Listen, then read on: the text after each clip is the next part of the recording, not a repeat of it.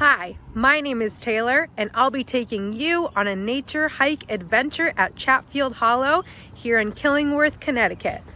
But before we explore, let's talk about the once great empire of ancient Egypt. Ancient Egypt was a civilization that existed more than 5,000 years ago. It was one of the longest reigning empires in history, lasting for 3,000 years, founded by the famous Scorpion King. So, why were they so successful? Part of their success lies in their geography, which made them a strong empire of trade and agriculture, which is farming. Located in northeastern Africa, Egypt was separated into two parts, Lower Egypt and Upper Egypt. Now, in case you didn't know, Africa as a whole is 90% desert and receives next to no rain, which is why water in an area like this is so important.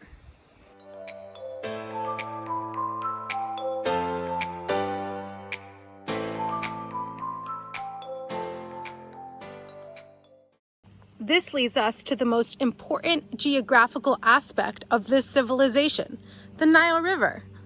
The Nile River is the longest in Africa, and Egyptians depended on it for nearly everything, building all their cities along its banks.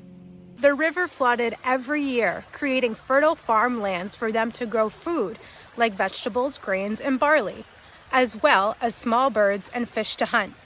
It also provided a speedy route for trade, using their large ships. Think of how fast you can get from place to place on a highway. That's what the Nile was to Egypt. Interesting fact, the Egyptians were the first to create hydropower, or water power, as a source of energy in Egypt. If you look behind me, you could see the water wheel here in this park.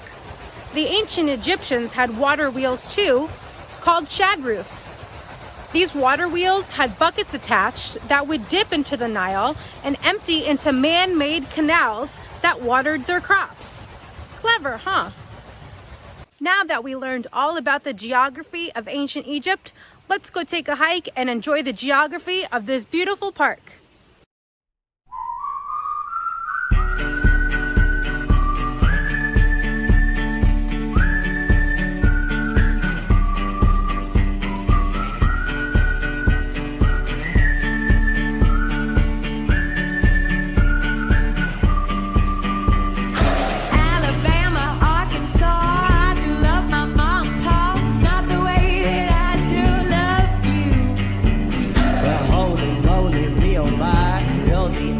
Of my eye, girl, I never loved one like you.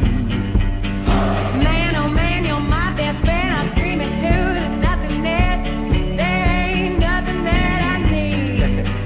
Well, hot and heavy pumpkin pie, chocolate candy, Jesus Christ, ain't nothing please me more than